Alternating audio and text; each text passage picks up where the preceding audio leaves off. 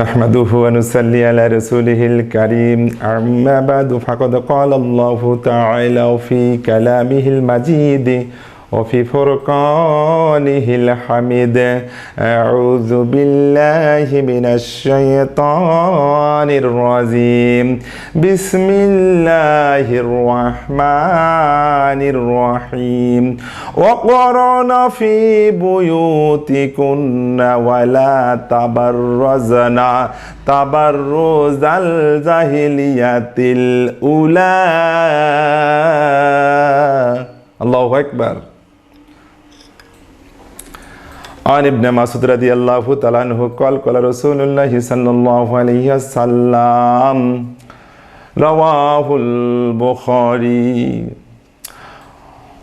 وعن ابن مسعود رضي الله تعالى عنه قال حدثنا رسول الله صلى الله عليه وسلم وهو الصادق المصدوق إن أحدكم يجمع خلقه في بطن أمه 40 يوما نطفة ثم يكون علقة مثل ذلك ثم يرسل الملك فينفخ فيه الروح متفق عليه আলহামদুলিল্লাহ, সমস্ত প্রশংসা সেই একমাত্র মনিবের জন্য যে আল্লাহ রাব্বুল আলামিন এই সংকীর্ণ সময়ের মধ্যে থেকে আমাদেরকে কবুল করেছেন দুটি কথা বলার জন্য।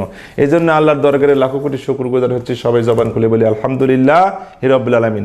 অতঃপর মানবতার মুক্তির দূত রাহমাতুল লিল আলামিন নবিকুল্লাহ সম্রাট আল্লাহ রাব্বুল আলামিন তার রওজা মোবারকে অসংখ্য অগণিত দরুদ ও সালাম বর্ষিত করে দিক।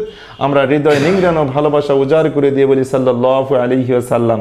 সম্মানিত উপস্থিতিগণ, আসলে দেশের মধ্যে যে একটা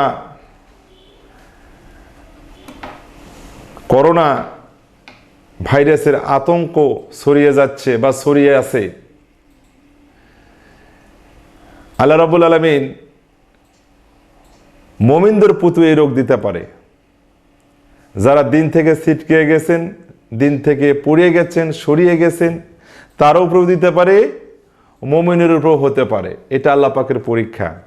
কিন্তু আলহামদুলিল্লাহ, এমতো অবস্থায় আমাদের বাংলাদেশ অন্যান্য দেশের চেয়ে হাজার হাজার গুণ আল্লাহ পাক ভালো রেখেছে। ওলামা ইকরামের এই দেশের অসংখ্য ওলামা ইকরাম এই দেশে জন্ম হয়েছে। আল্লাহ পাকের কাছে দোয়া করে অল টাইম এই আযাব থেকে, এই উপর থেকে আযাব নিমজ্জিত হয়েছে, আযাবের জন্য দোয়া করে ওলামা ইকরাম।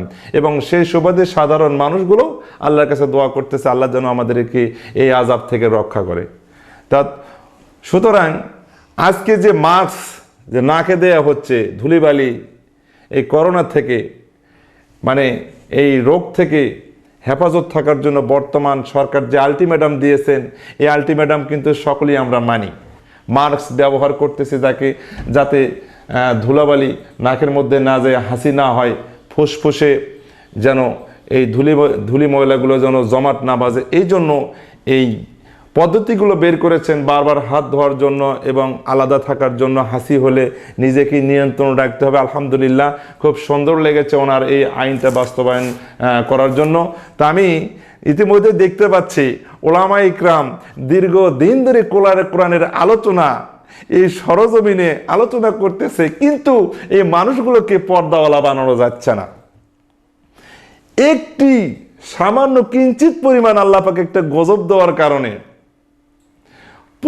নারী পুরুষ পর্দা করতে বাধ্য। কথা বলেন যে পর্দা শুরু হয়ে গেছে, আমার মনে হয় আর কিছুদিন হয়ে গেলে পুরো শরীরটাই আবরণের মধ্যে হয়ে যাবে। কথা বলেন, কিন্তু এটা এমন একটা চাপে পড়লো, আমি তো মনে করছি চাপে পড়ে এই পর্দাটা শরীরের 25%, মা বোনেরা শরীরের 25% পর্দা করেছে।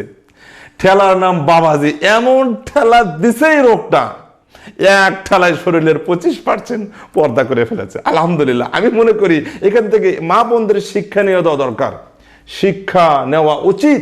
কারণ আপনারা থাকবেন হচ্ছে পর্দার মধ্যে। আল্লাহ পাক কোরআনে কারীমের মধ্যে বলে দিয়েছেন, তোমরা জাহিলিয়াতের মধ্যে, জাহিলিয়াতিল উলা, তোমরা জাহিলিয়াতের যুগের মতো তোমরা বাহিরে বের হয়ে না, তোমাদের চেহারাটাকে পরপুরুষকে দেখায়ও না।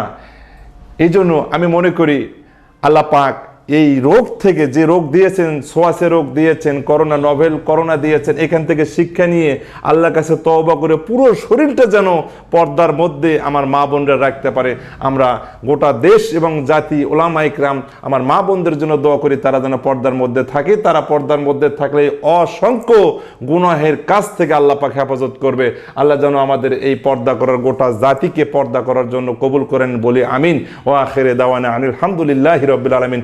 আসসালামু আলাইকুম ওয়া রাহমাতুল্লাহি ওয়া বারাকাতুহু।